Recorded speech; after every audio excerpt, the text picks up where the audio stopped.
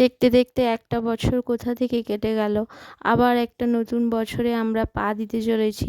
নতুনভাবে চলতে আবার আমরা শিখব। কত হাসি কান্না সুখ দুঃখ নিয়ে কিন্তু আমরা এই বছরটা পার করে দিলাম। আবার আমরা 25 সালে কিভাবে দিন কাটাবো, কার কপালে কি আছে সে ভগবানই জানে, তাই না?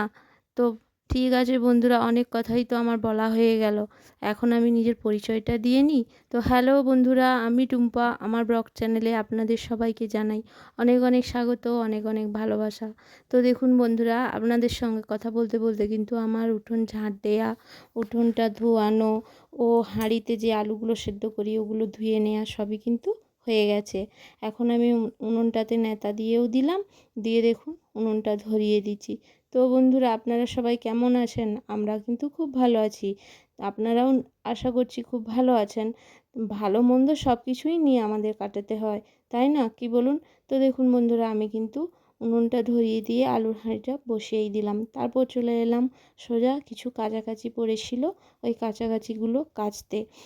তো কি বলুন তো, এই কয়েকদিন তো খুব বৃষ্টি হচ্ছে, যার কারণে কিন্তু কোনো কিছুই আমরা ধুতে পারছি না। অনেক জামা কাপড় কাঁড়ি হয়ে পড়ে আছে।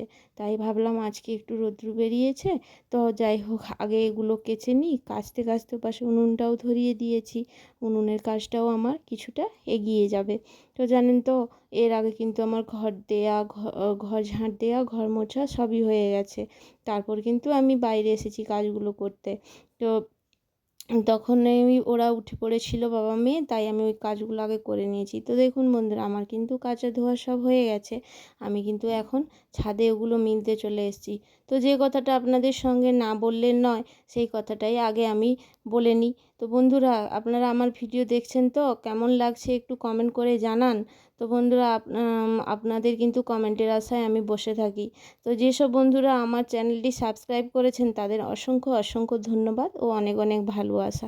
আর যেসব বন্ধুরা আমার ভিডিও দেখছেন, আমার ভিডিও যদি একটু ভালো লেগে থাকে তো প্লিজ আমার চ্যানেলটি সাবস্ক্রাইব করে দিয়ে আমার পাশে থেকে যাবেন। তো দেখুন, সকালে কিন্তু আমি টিফিনটা রান্না করা আরম্ভ করে দিয়েছি। কি করছি বলুন তো?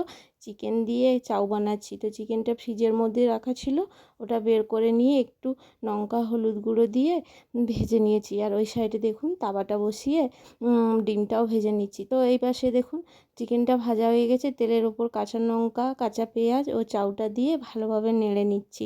নেড়ে নিয়ে কিন্তু ওর মধ্যে ভেজে রাখা চিকেন আর দিয়ে দেবো ডিম।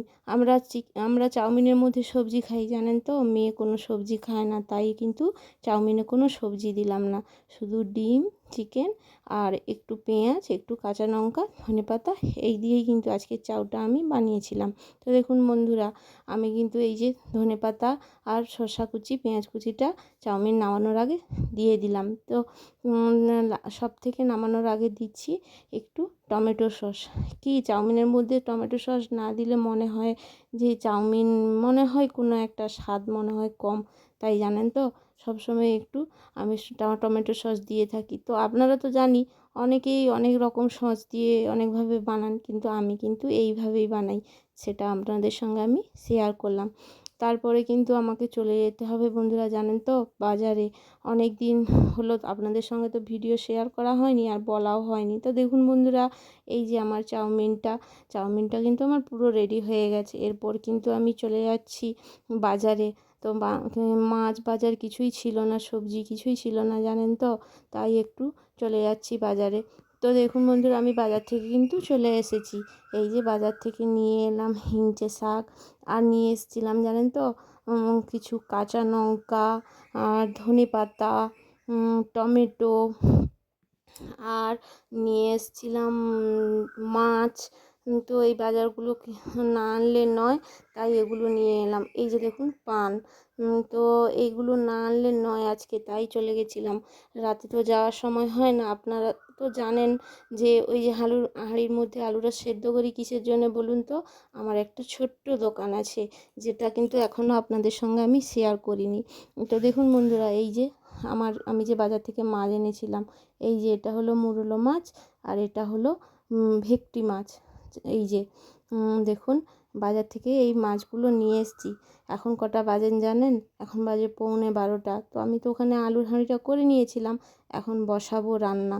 তারপরে উনুনে ভাতটা বসাবো। তো দেখুন বন্ধুরা, আমি কিন্তু কড়াই বসিয়ে দিয়েছি, আর আপনাদের সঙ্গে কথা বলতে বলতে আমি কিন্তু সবজি মাছ সব কেটে রেডি করে নিয়েছিলাম। তো ওই পাশে কড়াইয়ে দেখুন বসাবো হিংচে আলু বেগুন দিয়ে একটা তরকারি, যার জন্য কড়াইয়ে দিয়ে দিলাম শুকনো লঙ্কা, আর দিলাম কাঁচা পেঁয়াজ, আর দিয়েছিলাম পাঁচফোড়ন দিয়ে আলু বেগুনটা ভালোভাবে ভেজে নিয়েছি। নিয়ে এরপরে হিংচে শাকগুলো দিয়ে দিলাম, দিয়ে একটু নাড়িয়ে চাড়িয়ে লবণ দিয়ে চাপা দিয়ে রেখেছিলাম। ওর মধ্যে কিছুই মশলা তেমন দিইনি, জানেন তো বেশি তেল মশলা আমরা খাই না।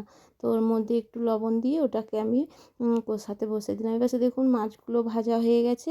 ফুলকপিটা ভেজে নিচ্ছি। কী করব বলুন তো? ফুলকপি আলু মাছ দিয়ে একটা পাতলা লাইট ঝোল করব, যার জন্য এই যে দেখুন মাছ ভেজে ফুলকপিটাও ভাজা হয়ে গেছে। তেলের মধ্যে একটু পাঁচফোড়ন শুকনো লঙ্কা দিয়ে আলুটা ভেজে নিলাম। তারপরে আমি মিক্সচার মেশিনে ওই যে মশলাটা করে রেখেছিলাম, আদা কাঁচা লঙ্কা আর পেঁয়াজ, ওইটা দিয়ে দিলাম। আর দিয়ে দিলাম কি একটা টমেটো, আর দিয়ে দিলাম ওই যে মশলা মেশিন ধোয়া জলটা। তো ওই পাশে দেখুন শাকের তরকারিতে একটু লাস্টে জিরা গুঁড়া দিয়ে এই যে নামিয়ে দিলাম।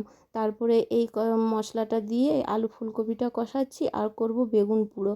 তো বেগুন পুড়ো এই যে গ্যাসের এক পাশে বসিয়ে দিয়েছি, আর ওই পাশে মাছের ঝোলে কিন্তু আমি জল দিয়ে দিচ্ছি। তো বন্ধুরা, আজকে কিন্তু আপনাদের সঙ্গে বেশি কিছু শেয়ার করলাম না, কারণ ভিডিওটা না অনেক বড় হয়ে যাবে। তো দেখুন এই রান্নাগুলো করে নিয়ে আমি ভাতও করে নিয়েছিলাম। এই যে দেখুন ভাত, আমি তো জানেন ভাতটা করে এই হাঁড়ির মধ্যে ঢেলে নিই। এই যে ভাত, আর এই যে বেগুনটা পোড়া করলাম, ওই বেগুনটা মুলে নিয়েছি। এই যে মাছের ঝোল, আর এই যে শাকের তরকারি। তো শুভ দুপুর বন্ধুরা, আপনারা সবাই ভালো থাকবেন।